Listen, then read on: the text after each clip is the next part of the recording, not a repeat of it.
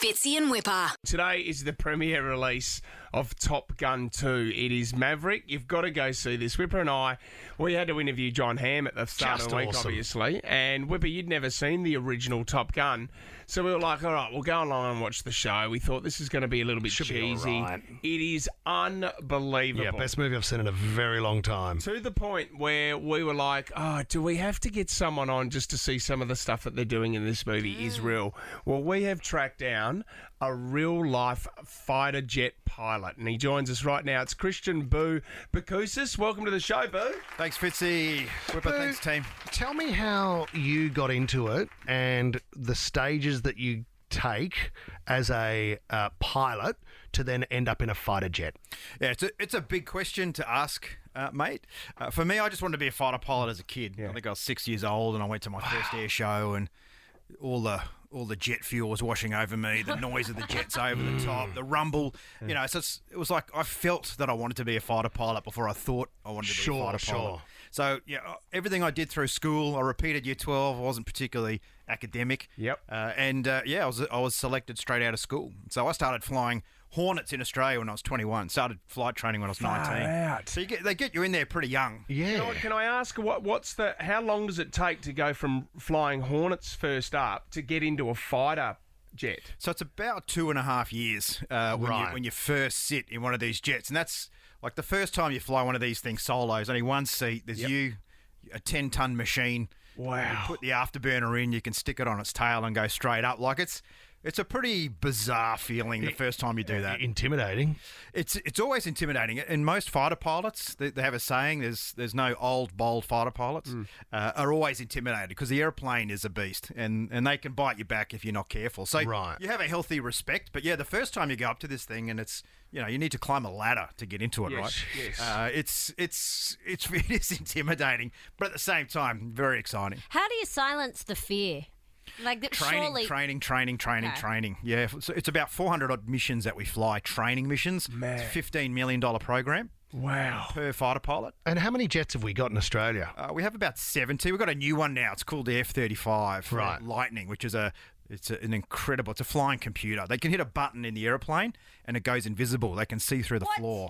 You're Yeah, no, they just fly through the air. Like, so apparently it's pretty scary, perturbing, yeah. Do you need a pilot? Look, technically, yes, you still need a pilot. Yes. There's a lot of decisions that need to be made that computers just aren't quite there yet. And you've got weaponry on board? Yeah, a lot of weapons, always carrying weapons. I remember once I was flying up in the Northern Territory, there's a lot of thunderstorms in the wet, right? And you've got all these bombs and explosives on you, and there's lightning everywhere, and there's like electricity bouncing between them. You're like, God. I hope someone put these together, right? Yeah, and it was we were flying F-18s, is that right? We were flying F-18s. They finished last year, so December they were retired. Okay. So every fighter jet I flew is now in a museum. And we have these new ones. Yeah, we have Super Hornets, which are out of the movie. We still have those that were in Top Gun. So Australia has about 25 of those. Because you guys just train and train and train. So the amount of fighter pilots who would ever see any combat, like what percentage would ever see any combat? Well, look, because we had Iraq, obviously, and Syria, quite a lot. Most of our fighter pilots have done a combat. Wow, okay. But generally, and we have a saying, we train the way we fight. So as far as we're concerned, whether it's training or it's real, we always treat it as if it's a real mission. When you talk about technology on these things these days, is it all back at base that they can control these things, or how much fuel is there from the pilot to actually control these things? So most airplanes have been designed with computers in 40 years ago. So the stick itself doesn't actually connect to anything. It's just a stick that has electronics at the bottom. You're kidding me. It's called fly-by-wire. Yeah. So, but what happens today, because the new jets, they only have one seat. So you never fly the first time you ever fly a new fighter jet is by yourself. There is no back seat, no one to help you. No. So the simulators now, the environment that you train in, you go to the computer arcades, you see all those fighter games. Now the pilots, it's more realistic and more training value in the simulators now than in the actual airplane. So we have a lot of those, and the guys and girls train on that every single day. There's a new in the new movie. I don't think I'm giving away too much here, but there's a stealth jet that it's like it's a top secret jet. You're using UFO technology. Yeah. Do you know anything about it? What is he flying? What's Tom Cruise flying? there's a lot of conjecture about hypersonic spy airplanes, Yeah. which is what that is, and that the US has got these incredible machines out of Area 51, Yep. the Sure. Skunk Works, and I knew a fighter pilot once as American. I'm a managing partner of a company called Afterburner, which is a global team of fighter pilots. I was talking to one of them, and he was saying that he was flying once. And we have the radars that can see a long way out. They're they can see just about everything. And he said he saw this thing on the radar, couldn't see it with his eyes. And he said it was so fast, and a few of the other fighter pilots could see it as well. So a UFO, you're saying? Could have been a UFO. Most of us have seen something weird like that You before. have you? Yeah, absolutely. What did you see, Ben? Yeah. Yeah, you just see things that you can't explain, particularly on the radar. Yeah. 'Cause Right. It hits objects that are metal. A bit like a whale with sonar underwater. Of course, yeah. And you see things and you're like, oh, what's that? And sometimes you can tell it's spurious, and sometimes you're like, no, it's seeing something, but that thing's doing things that airplanes. You can see on the can't radar do. how fast it's going. Yeah, like how how fast it's going, straight how up, straight scary. down. We're just doing some sort of Can you- whiffer deal. Can you talk to me about what the plane Fitzy's talking about, the supersonic jet or whatever it is, undetectable jet at the start of the movie, and they're talking about Mach. Mach Right? 10. Mach. Yeah. So that's Is a that- speed. So that's the speed that it's sound not- travels. So if we're having a conversation right now, Yeah. and we were going Mach 1 and a bit, our voices would be back here and we would be here. Okay, So got ya. we would wait for our voice to catch Right. up. And at that speed, air gets compressed. Yes. So you can no longer air gets squashed as you fly into it. It gets compressed and then boom. Sonic boom. That's a sonic boom. There's a great video of Australian F111 many years ago flying past a tower and booms it, and it just all the glass explodes. It's on YouTube. Wow. All the glass explodes. Everyone falls over. He loses his job. Yeah. and that sonic boom can actually be used as a weapon or a warning, like a warning shot. So if you run out of And what? so Mach means it's about 660 mile, about 800 miles per hour, 660 Right. knots. And what's the fastest we've got in Australia? How fast will it go? Interesting question, but about 1.5 Mach, one and a half Right. times the speed of sound is something that's pretty attainable. So, and then when you talk about G-forces, and when you see those old movies where there'll be the G-force training machine, and it'll spin Spinning around and around and around, and the fighter pilot isn't allowed to black out. That feeling that you see, and I feel it even when a commercial flight banks at 25 degrees, because I don't like flying. I feel that weight, that sinking feeling. I can't imagine what it would feel like for you guys. I mean, that would take so much training not to black I out. didn't know you had a fear of flying, mate. I was going to invite you up to do like a 9G flight. No. A little aerobatic plane. So what forces do we feel on a commercial flight? How many Gs? That's about 1.3, Okay. 1.4. Roller coasters about 3. Have you Okay. ever passed out, Boo? No, because that's No. bad. Yes. So 2,000 kilometres per hour, straight at the ground, asleep. No.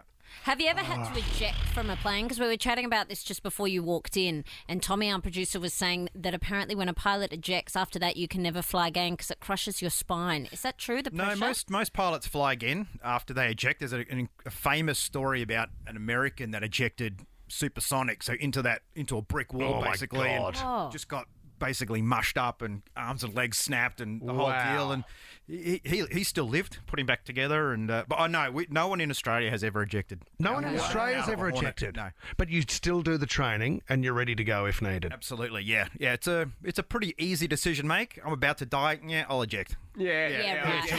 Exactly. But that's why they say, I mean, for someone that doesn't like flying too, when they talk about putting a parachute on an aeroplane, then when you do that, you give up all control. Yeah. It's the little airplanes now. You get a parachute. Yes. So if it all goes wrong, you can float down. But for the big ones, we're a long way. It's a big parachute. That's a huge parachute. Right. Oh, this is really, really Fascinating. good. So the other thing as well, just quickly, have you heard about Tom Cruise? He can fly some of these planes. who?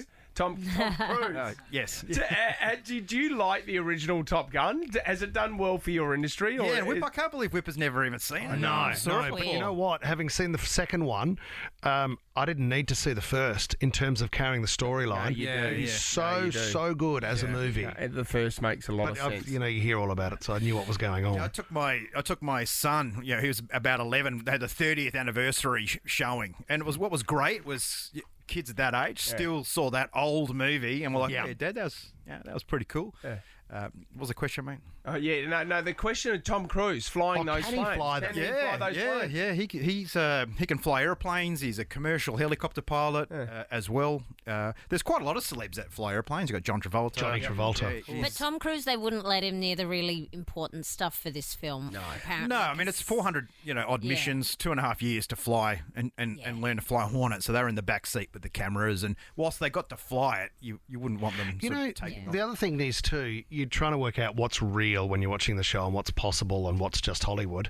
But when a plane locks onto another plane, and they're ready to fire, the chances of you actually getting out of the way of a missile that's been launched from a fighter jet Are very slim. Yes and no. So again, it depends. It's such a complex environment when you're up there. The air density changes. Whether you're going forwards, backwards. I mean, there's so many complexities. But if you're in what we call the heart of the envelope, where the weapon's designed to hit you, it's incredibly hard to get away. We've got a lot of we can. It's a lot of effort, but But that when you see it on like a tactical day or an air show where you've got the jet flying straight up like that. And the sound and the roar sound of it. is crazy, isn't it? Yeah, I think that's what most fighter pilots. A bit like owning a Harley Davidson when you're cutting about making that sort of noise. Yeah. Do you miss it now you've left?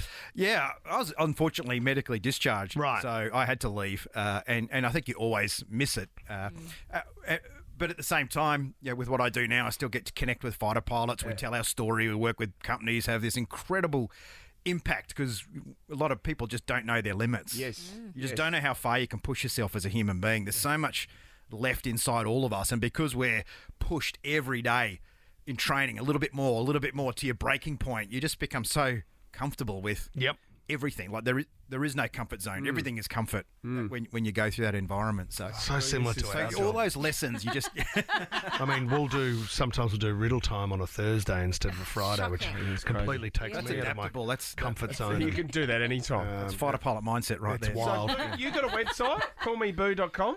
Yeah, that's the website. So that's all about fighter pilot mindset, thinking quick, getting comfortable in discomfort, embracing change, just being all that good stuff. So. I love it, Boo. I love it, buddy. I mean, kids out there, if you're thinking about being a fighter giner. If you want to be a fighter pilot yourself, kids, get onto the website and you get more information there, mate. We appreciate you coming in. Thank you so much. Thanks for having me. Thanks, Boo. Fitzy and Wippa.